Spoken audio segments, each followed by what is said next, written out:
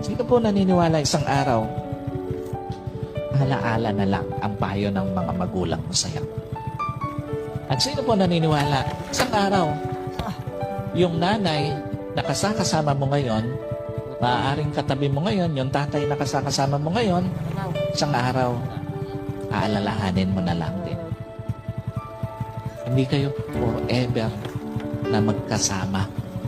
Kaya nga, lahat ng magulang hanggat kasama pa yung anak, gagawin ng lahat. Ipapayo lahat ng mabuti, paaalalahanan ng anak kasi alam niya, isang araw, iiwan niya yung kanyang mga anak. Isang araw, hindi lang payo ng mga magulang mo ang magiging alaala. Kahit magulang mo isang araw, magiging alaala na lang sa buhay mo. Kaya nga napakapalad mo kung may magulang ka pa